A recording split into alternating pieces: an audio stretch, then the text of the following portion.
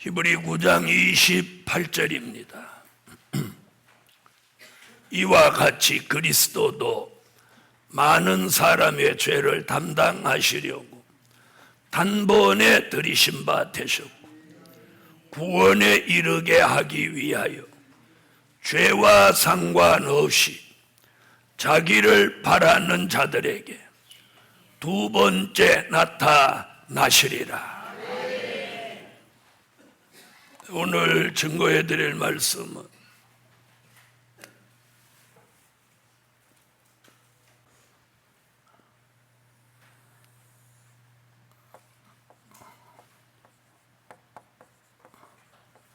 죄와 상관없이 두 번째 오시는 주를 영접하라. 죄와 상관없이.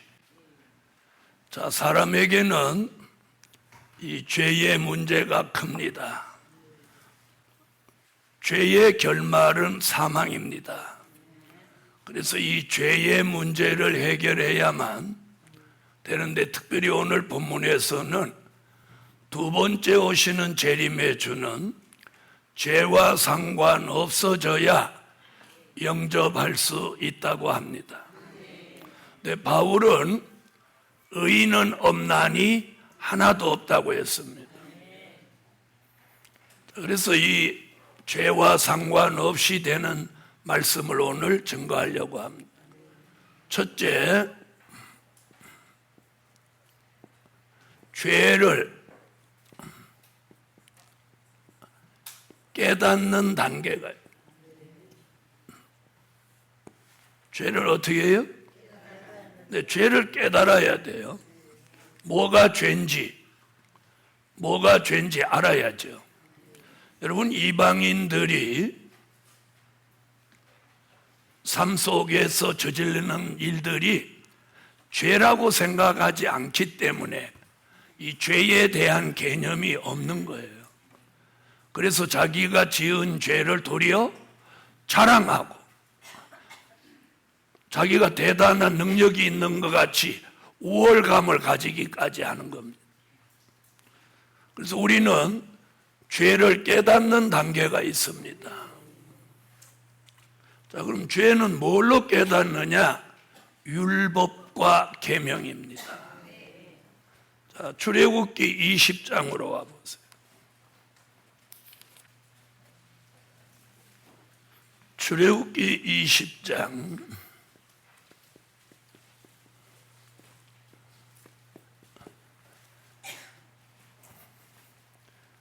1절부터 17절까지입니다. 자, 우리는 이거 잘 안 읽는 거니까 오늘 한번 읽어보시죠. 시작.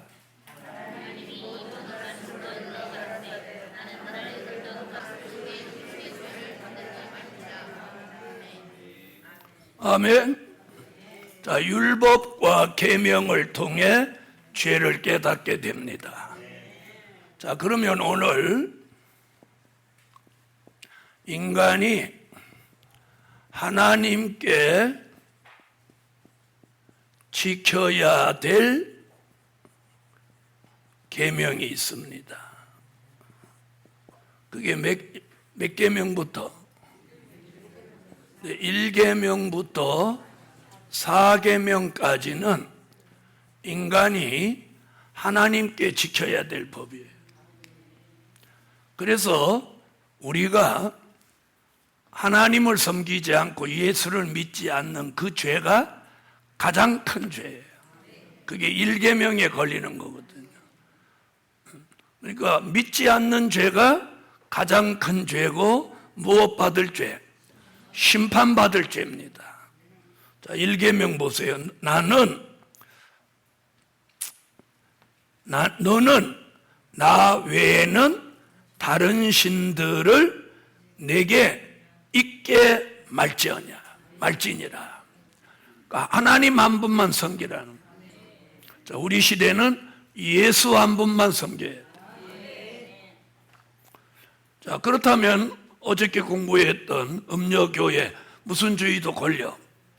다원주의가 1계명에 딱 걸리는 거예요. 다원주의는 1계명에 걸려요. 예수 외에 다른 걸 경배하거나 섬겨도 안 되는 거예요. 그래서 심지어 이사야는 마음속에 있는 다른 주까지도 버리라고 했어요. 버리라고. 자, 이래서 1계명부터 4계명까지. 자, 그 다음은 인간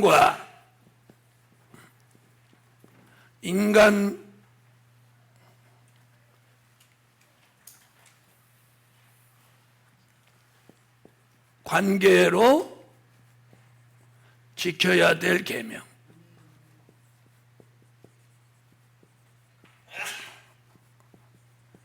사람과 사람 사이에서 지켜야 될 계명이 몇 계명부터?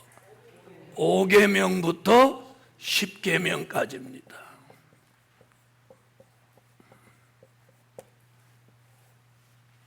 자, 하나님께 지켜야 될 가장 우선적인 계명이 하나님을 섬기고 하나님 외에 다른 신을 섬기지 마라, 이거고, 인간과 인간관계에서 지켜야 될 계명 그 1순위가 뭐냐? 제1번이 내 부모를 공경하랍니다. 부모 공경. 자, 그런데 우리 시대 사람들이 부모 공경이 제대로 되는 거예요, 안 되는 거예요? 다들 안 된다고 보는 거예요.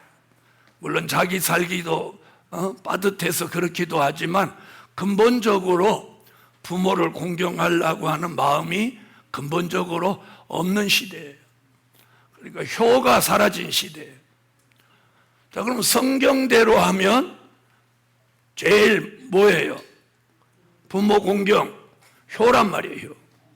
인간관계에 있어서 가장 으뜸되는 계명이 효예요. 그래서 보이는 부모를 잘 섬기는 사람이 보이지 않는 하나님도 잘 섬긴다고 우리는 가르침을 받아요. 아멘. 그래서 예수를 잘 믿으면 누구도 잘 공경하게 돼 있어. 부모도 잘 공경하게 돼 있는 거죠. 그래서 인간관계에 있어서는 부모한테 잘해야 돼. 그러면 내가 준 땅에서 못하리라, 장수한다고 그랬어요. 자, 12절 한번 보세요. 자, 그러니까 부모를 잘 공경하는 사람은 무엇한다? 장수한다는 거예요. 자, 그래서 우리가 이 율법과 계명에다가 기준을 두고 여기에 위반되면 뭐가 되는 거예요? 그게 죄가 되는 거죠. 그게 죄가 되는 거예요. 예? 그리고 부모 공경하지 않는 것도 뭐가 되는 거예요? 죄가 되는 거죠. 그래서 여기 보면 살인하는 것보다 더 우선적인 계명이 부모를 공경하라는 거예요. 그래서 6번째 계명이 살인하지 말라예요. 그거보다 더 우선된 계명이 뭐예요? 너를 낳아준 부모를 공경하라. 이게 살인하지 말라보다 더 우선된 계명이에요. 대단하죠? 그 이유는 부모가 없이는 날 수 없기 때문이죠. 자, 이래서 율법과 계명을 통해서 죄를 깨닫게 된다. 자, 그래서 살인하면 안 되는 거예요. 살인하면. 자, 그래서 잘 들어보세요. 누구를 죽이려고 하면 자기가 먼저 뭐가 생기냐? 두려움이 생기는 거예요. 왜? 해서는 안 되는 거니까. 자, 그 다음에 계명이 뭐예요? 간음하지 말아요. 간음하지 마라. 자, 이것이 인간과 인간 관계로 지켜야 될 계명입니다. 그래서 우리는 율법과 계명을 통해서 죄를 깨닫는다. 자, 예수님도 이 땅에 오셔서 이런 말씀을 하셨어요. 내가 율법을 폐하러 온 것이 아니라 완전케 하러 왔노라. 그런데 많은 사람들은, 은혜시대 종들은 구약에 있는 율법과 계명은 예수님이 오심으로 폐지됐다 이렇게 생각하는 거예요. 그런데 예수님이 뭐라고 하죠? 내가 율법을 폐하러 왔냐? 더 완성하러 오셨다고 그랬죠. 자, 그러면 율법과 계명에서 인간이 가장 번패스럽게 생각했던 게 뭐냐? 말라기에서 제사법이에요. 제사법.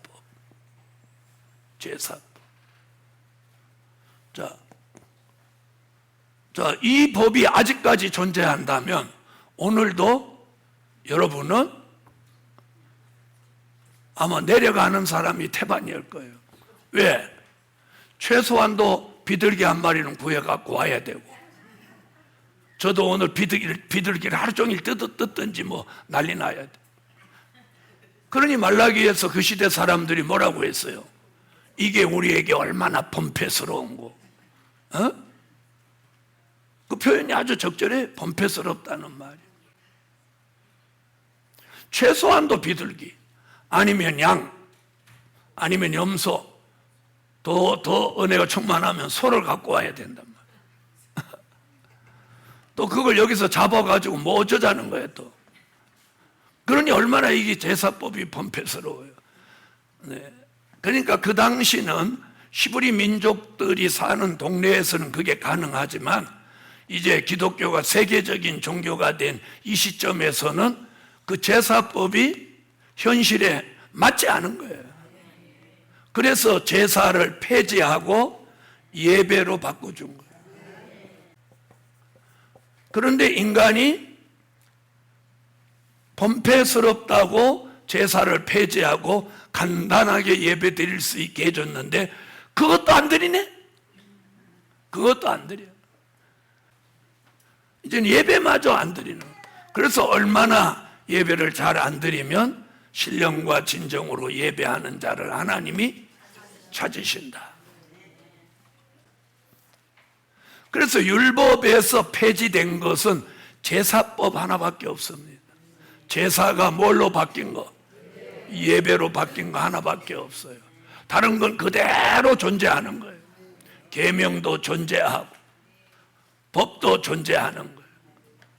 아멘. 그래서 예수님 친히 내가 율법을 폐하러 온 것이 아니다, 더 완전케 하러 오셨다고 그래요.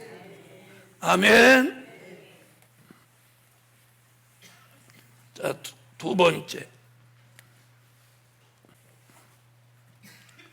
죄를 회개하는 단계.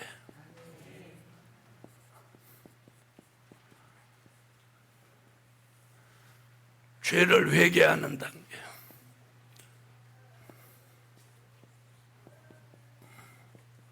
히브리 9장 12절로 14절, 요한계시록 1장 5절, 많은 말씀들이 있지만 오늘 이 두 구절만 오늘 인용해 보겠습니다.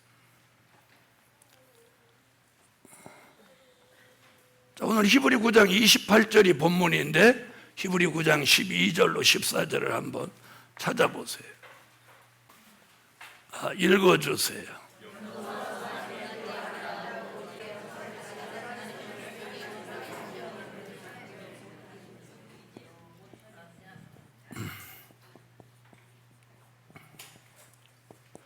자, 황소의 피나 염소의 피로 이제는 안 한다. 그리고 누구의 피로? 보배로운 어린 양 예수의 피로, 보배로운 어린 양 예수의 피로 뭘 이루어서? 영원한 속죄를 이루셨다고요. 여러분, 우리가 죄를 회개하는 단계에 있어서는 예수님의 피로 되는 거예요. 예수의 피. 그럼 예수의 피를 말하려면 뭘 빼놓을 수가 없어? 십자가입니다. 십자가. 아멘. 예수님이 십자가에서 흘린 그 보배로운 피. 그래서 우리가 회개하고 죄사함을 받는 방법은 예수를 믿고 예수님의 십자가에서 흘린 보혈의 피로 영원한 속죄를 이루는 거예요. 이제는 무슨 피로 안 하고 황소의 피나 염소의 피로 하지 않는 거예요. 계시록 1장 5절 찾아보세요. 읽으세요.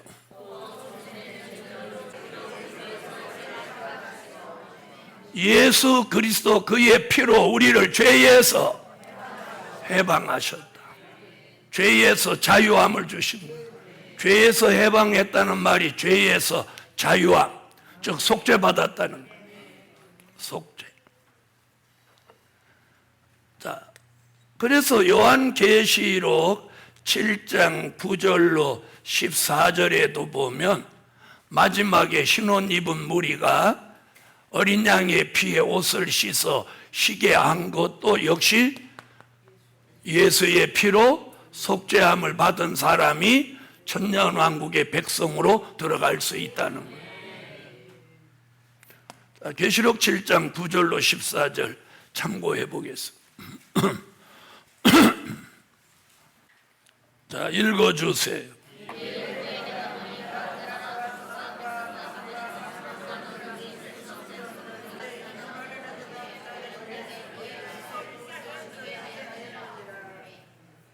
자, 이것이 뭐냐? 물과 성령으로 거듭남입니다. 우리는 이걸 중생이라고 하죠. 자, 요한복음 3장 3절로 5절을 찾으세요. 요한복음 3장 3절로 5절. 자, 찾으셨으면 읽어주세요.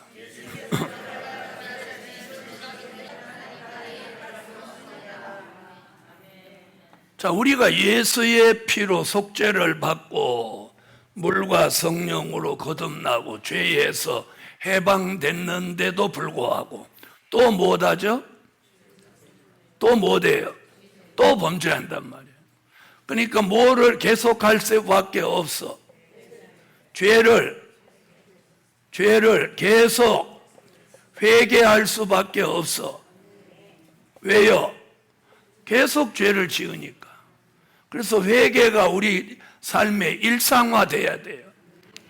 죄를 짓는 것만큼 끊임없이 죄를 회개해서 털어야 되는 거예요.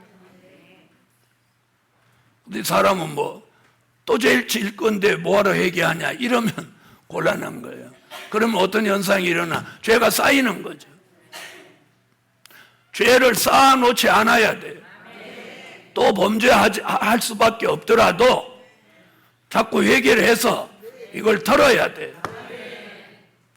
죄가 하늘에 사무치게 두면 안 된다는 거예요. 그래서 우리 시대에 죄가 하늘에 사무쳤다고 그랬어요. 요한계시록 18장 4절로 5절을 찾아보세요. 우리 시대 사람들이 얼마나 죄를 많이 짓느냐면 죄가 하늘에 사무치도록 짓는 거예요. 자, 요한계시록 18장 4절로 5절.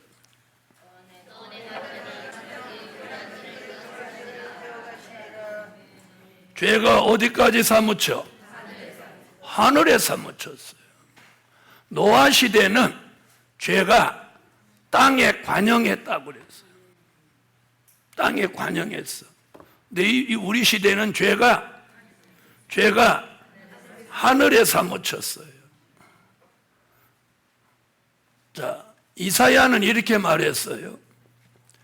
자, 이사야 3장 8절로 9절. 죄를 발표하는 데 이른다. 우리 시대 사람이요, 자기가 지은 죄를 발표하고 다닌다. 자, 무슨 죄를 발표하고 다니는지 한번 찾아보시죠. 이사야 3장 8절로 9절 읽으세요.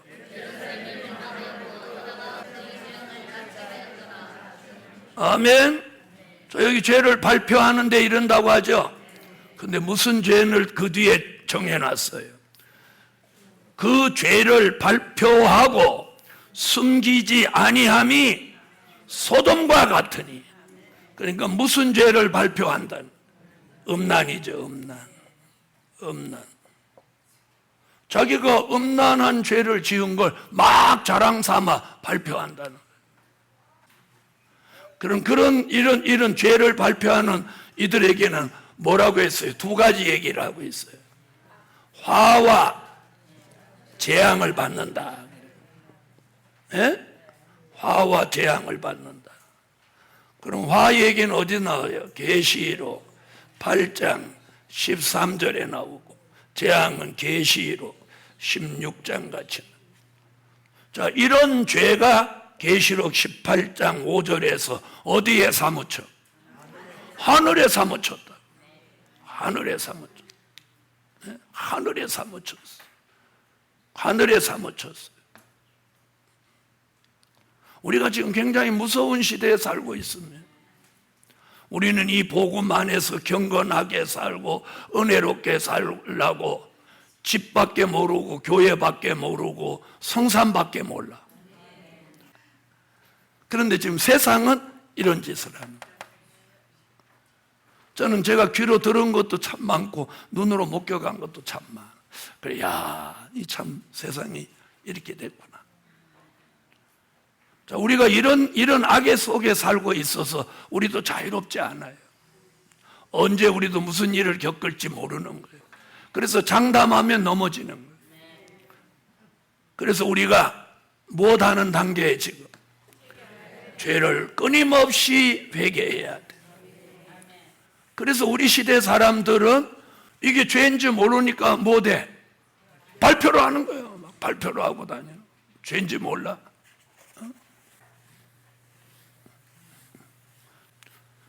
자, 그래서 우리는 죄를 또 지켜야 되지만 또 회개하고, 죄 짓고 회개하고, 죄 짓고 회개하고, 그리고 이게 반복되는 거예요. 그런데 오늘 본문은 죄와 상관없어져야 두 번째 오시는 주를 영접한다는 거예요. 그러니까 이 세 번째 단계로 우리는 넘어가야 돼.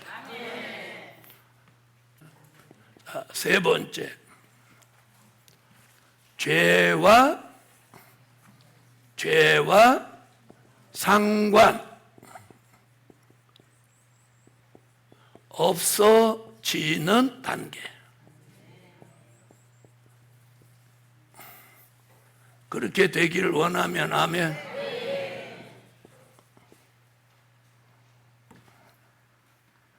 자, 사람이 이렇게 살아보니까 자기가 사는 환경도 굉장히 중요해요. 연탄 장사를 하면 옷에다가 검정을 묻힐 수밖에 없죠. 그래요, 안 그래요? 왜요? 새까만 걸 날르니까 암만 조심해도 묻힌단 말이에요. 자, 그런데 환경이 깨끗한 삶 속에 살면 더러운 걸 묻힐 확률이 그만큼 적은 거예요.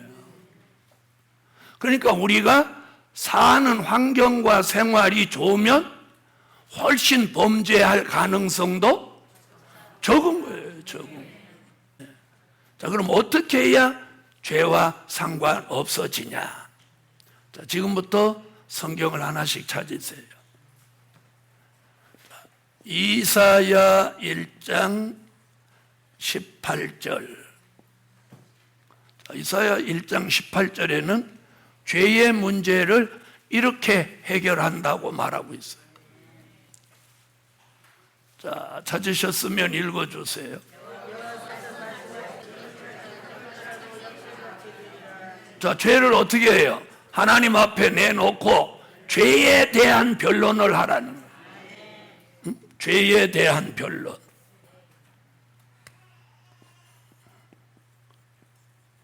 죄에 대한 변론을 하면 네 죄가 지원 같을지라도 눈같이 이어지고 진홍 같을지라도 양털같이 되리라. 죄에 대해서 자꾸 내놓고 하나님 앞에 변론하라는 거예요. 그 말은 곧 회개하는 거죠.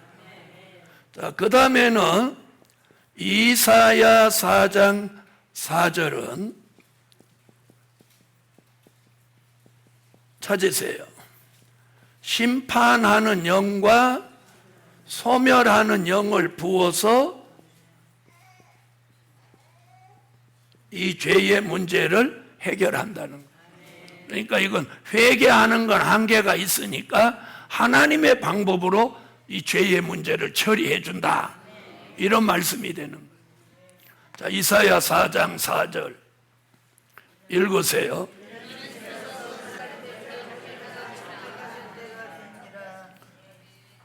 자, 예루살렘의 피를 청결케 하실 때가 됨이라. 더러움을 씻으시고. 자, 그 다음에는 이사야 6장 5절로 7절.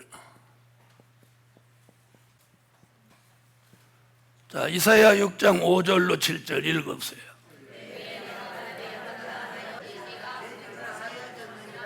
여러분, 이사야가 우시야 왕이 죽던 해에 이사야가 선지자로 부름을 받아서 성전에 들어갔는데 이사야 입술이 부정한 거예요.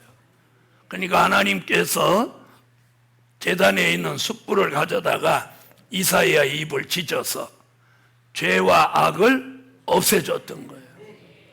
아멘. 이런 역사가 우리에게 오면 우리의 죄와 악도 제하여진다. 아멘. 자, 그 다음에 이사야 44장 22절로 23절. 자, 읽으세요.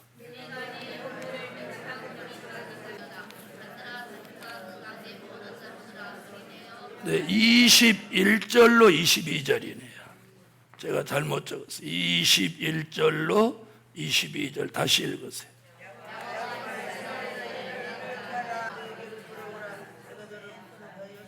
자, 죄와 허물을 도말하신다. 근데 우리가 몰라서 그렇지 죄가 어떻게 됐다고? 죄가 안개같이 자욱하고 허물이 빽빽한 구름 같다는. 그러니까 죄와 허물이요 안개같이 자욱하고 구름같이 빽빽하다는. 그러니까 우리에게 있는 죄와 허물이 어마어마한 거죠. 예? 그러니까 결국 이걸 다 회개하고 청산할 수 있어요, 없어요? 없는 거예요. 그래서 우리가 매일매일 철저히 회개해도 죄는 쌓일 수밖에 없어. 그래서 그 죄가 안개같이 자욱하고 허물이 빽빽한 구름 같다는.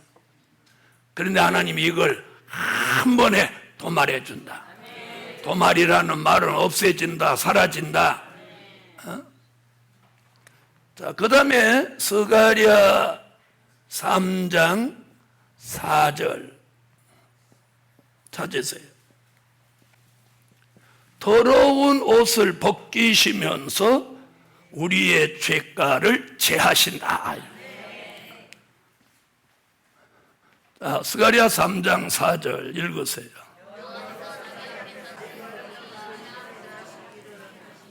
아멘. 자, 더러운 옷을 벗기면서 죄가가 제하여지게 한다. 자, 스가랴 3장 9절 읽으세요.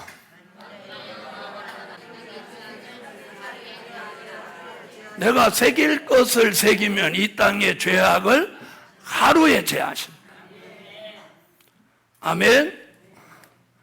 자, 그 다음에 스가랴 13장 1절. 자, 읽으세요.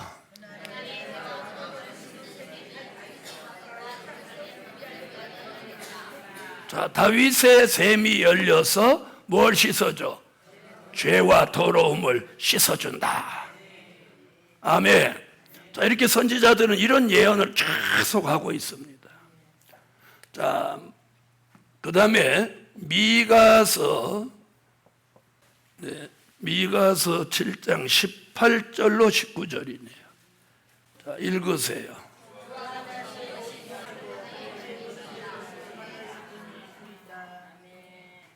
모든 죄를, 자, 우리를 다시금 긍휼히 여기소서.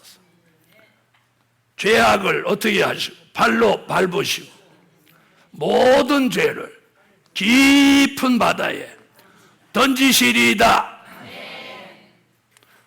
자, 그럼 죄가 이 사람한테 있어요, 없어요? 자, 마지막으로 이사야 59장 19절로 20절. 이사야 59장 19절로 20절 읽으세요.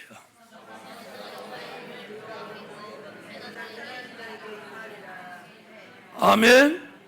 자, 그러면 여호와의 신이 급히 흐르는 하수같이 오면 그 신이 내리는 그 기운에 몰려 야곱 중에 죄가가 떠나간다는 거예요. 죄가 다 싹 떠나가. 그럼 어떻게 돼요? 히브리 9장 28절이 이루어지는 거죠? 죄와 상관없어지는 거예요. 그러려면 궁극적으로 한마디로 정리하면 무슨 신이 내려야 돼? 여호와의 신이 무엇같이? 하수같이 오시면 야곱에게 있는 모든 죄가가 떠나간다. 떠나간다. 그게 떠나가야 죄와 상관없이 자기를 바라는 자들에게 두 번째 나타나신다는 거예요. 아멘. 자, 그럼 들어보세요. 자, 그럼 결정적 이야기는 뭐냐? 여호와의 신이 하수같이 내리는 종이 돼야 된다는 거예요. 아멘. 자, 그래서 네 번째, 여호와의 신을 받은 종이 되라. 왜? 죄와 상관없어져야 하니까. 자, 이게 이사야 59장 19절로 20절이에요. 자, 지금 전에 읽었죠?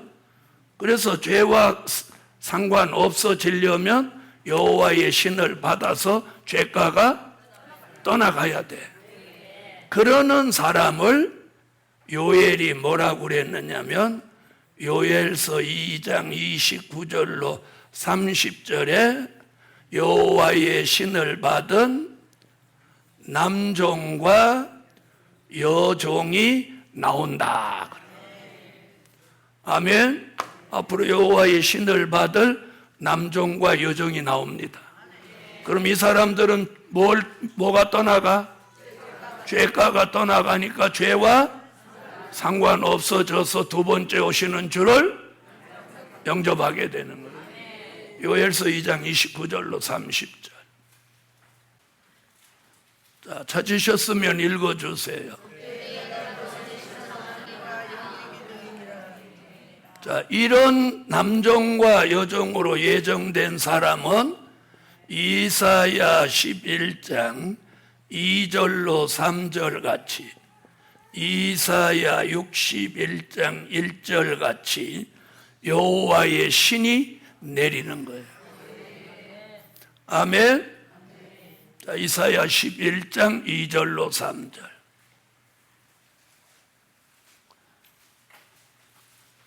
찾으셨으면 읽으세요.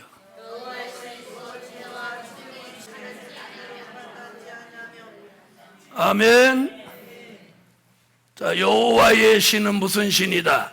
지혜의 신이다, 총명의 신이다, 모략의 신이다, 재능의 신이다, 지식의 신이다, 여호와를 경외하는 신이다. 자, 이사야 61장 1절. 자, 읽으세요.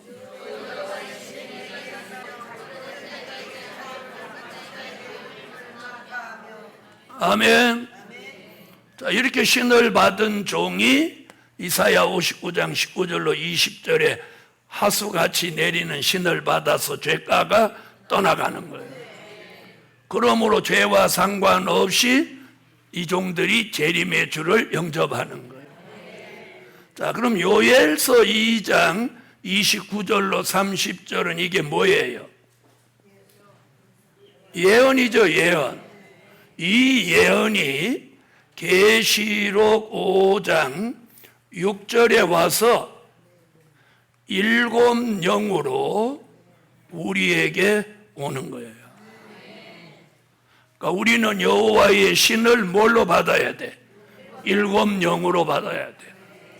자, 요한계시록 5장 6절 읽어주세요. 바로 요엘서 2장 29절로 30절에 예언한 게 계시록 몇 장에 와서 계시록 5장 6절에 와서 이게 성취되는 거예요. 여기서 성취되는 7영에 대한 얘기를 계시록 1장 4절에도 계시록 3장 1절에도 계시록 4장 5절에도 7영 이렇게 말씀하고 있는 거예요. 계시록 1장 4절 계시록 1장 4절 읽으세요.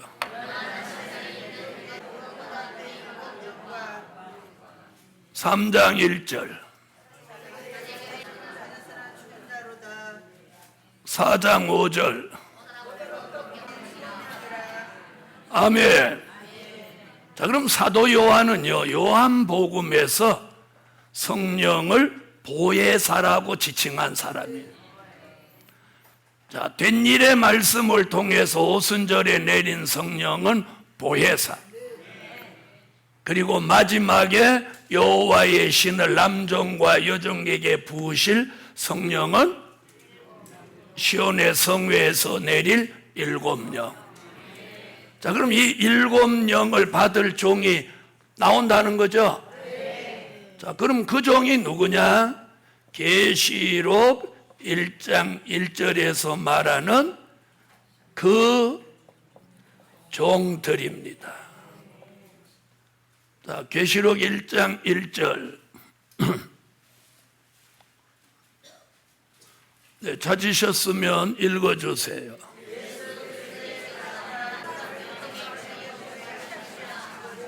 자, 이 종이 누구예요?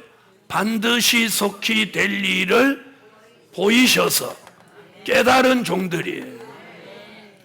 자, 이 종들이 좀 더 구체적으로 말하면 계시록 7장 1절로 4절에 하나님의 인맞은 종 14만 4천인 거예요. 자, 그러면 결국 이들이 누구냐? 히브리 9장 28절과 같이 죄와 상관없이 돼서 두 번째 오시는 재림의 주를 영접할 종들인 겁니다. 아멘. 자, 요한계시록 7장 1절로 4절.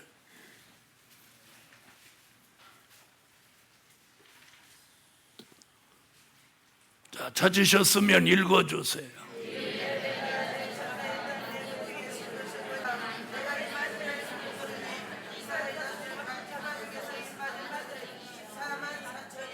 자, 이들은 죄를 깨닫는 단계를 거쳐서 죄를 회개하고 죄와 상관없어지기 위해서 남종과 여종에게 신을 하수같이 붓는다는 말씀이 성취되면서 7영의 역사를 통해서 죄가가 떠나가고 죄와 상관없이 될 이 종들이 앞으로 얼마가 나와? 14만 4천이 나와서 두 번째 오시는 주를 영접하게 하신다. 자, 그럼 우리는 이제 지금 어느 단계에 있어요? 회개하는 단계에서 지금 죄와 상관없어지는 단계로 가려고 오늘 여기 모이는 거예요. 그래서 죄와 상관없어져라. 그러려면 뭐를? 여호와의 신을 하수같이 받아서 죄가가 우리에게서 영영이 떠나가게 해야 돼. 기도드립니다.